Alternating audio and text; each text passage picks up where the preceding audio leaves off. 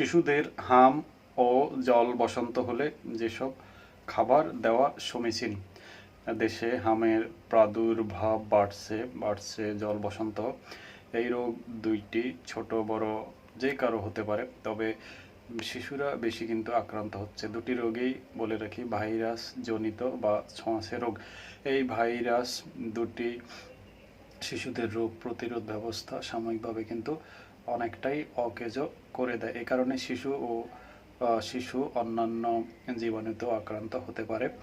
বেশিরভাগ ক্ষেত্রে 1-2 সপ্তাহে সুস্থ হতে পারে, তবে দ্রুত সুস্থতা নিশ্চিত ও জটিলতা কমাতে শিশুর কিন্তু যথাযথ পুষ্টি খুব জরুরি। জ্বরের সময় পুষ্টি ব্যবস্থাপনা কী হতে পারে বলছি। জ্বর ও সংক্রমণের কারণে শরীরে পানি শূন্যতা দেখা দিতে পারে, তাই ঘন ঘন বিশুদ্ধ পানির পাশাপাশি তরল খাবার যেমন ডাবের পানি, বাসায় তৈরি ফলের রস, ভেজিটেবল স্যুপ খাওয়ানো যেতে পারে। শরীরে পানি ধরে রাখার জন্য কিছু ফাইবার সমৃদ্ধ খাবার খাওয়াতে হবে। যেসব শিশু মায়ের বুকের দুধ পান করেন তাদের বেশি বেশি করে মায়ের বুকের দুধ পান করাতে হবে। ভাইরাসজনিত যে কোনো রোগের প্রকোপ কমাতে কিন্তু ভিটামিন সি দুর্দান্ত কার্যকর, তাই শিশুকে ভিটামিন সি হিসেবে কমলা, মাল্টা, পেয়ারা, বেরি জাতীয় ফল অথবা এই ফলের রস খাওয়াতে হবে। ভিটামিন সি রোগ প্রতিরোধ এর পাশাপাশি দ্রুত মুখের রুচিও কিন্তু ফিরিয়ে আনতে অত্যন্ত কার্যকরী। এই ধরনের সংক্রমণের সবচেয়ে প্রয়োজনীয় হচ্ছে ভিটামিন এ। হামে আক্রান্ত শিশুদের চোখে আমরা দেখি যে শুষ্কতা, ঘোলাটে ভাব এবং আরও কি হতে পারে, কর্নিয়ার জটিলতা হয়, রাতকানা রোগেরও ঝুঁকি বাড়ে।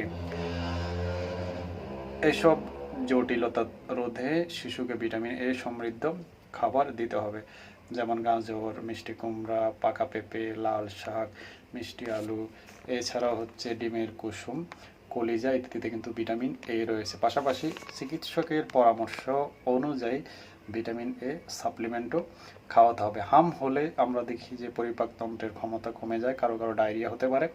তাই এই সময় নরম পাতলা সবজির খিচুড়ি, সুজি, জাউ ভাত, পাতলা ডাল, স্যুপ, কম মশলা সেদ্ধ করা সবজি খাওয়াতে হবে। এই ধরনের খাবার কিন্তু সহজে হজম হয়। টক দই খাওয়ানো যেতে পারে, এতে হজম শক্তির উন্নতি ঘটে।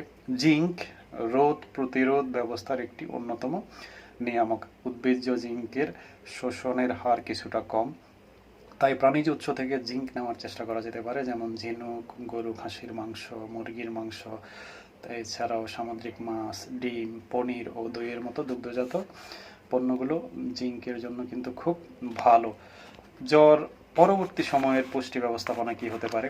হাম ও জল বসন্ত সেরে যাওয়ার পরেও কিন্তু 2 সপ্তাহ শরীর বেশ দুর্বল থাকতে পারে, তাই জ্বর পরবর্তী সময়েও খাবারের ব্যাপারে অভিভাবকদের সচেতন হতে হবে। জ্বরের পরে শরীরে বলা যায় যে পটাশিয়াম কমতে পারে, তাই ডাবের পানি যেটি সচরাচর পাওয়া যায়, খেজুর, অ্যাভোকাডো, ডালিম, মিষ্টি আলু, পুঁই শাক ইত্যাদি পটাশিয়ামের কিন্তু খুব ভালো উৎস। খাবারের অনীহার কারণে শিশুর পেশি ক্ষয় ও ওজন হ্রাস হতে পারে, তাই খাবারে প্রোটিনের পরিমাণ 50% পর্যন্ত কিন্তু বাড়াতে হবে। এই ক্ষেত্রে উদ্ভিজ্জ প্রোটিনের অপেক্ষায় প্রাণীজ প্রোটিন উত্তম, তাই খাবারের তালিকায় থাকতে পারে মাছ, মাংস, ডিম, দুধসহ উদ্ভিজ্জ প্রোটিন হিসেবে ডাল, বিচি জাতীয় খাবার রাখতে হবে। প্রয়োজনে বয়স ও ওজন অনুযায়ী প্রতিদিন 1 থেকে 3টি ডিমের সাদা অংশ খাওয়াতে হবে। ভালো থাকুন, সুস্থ থাকুন।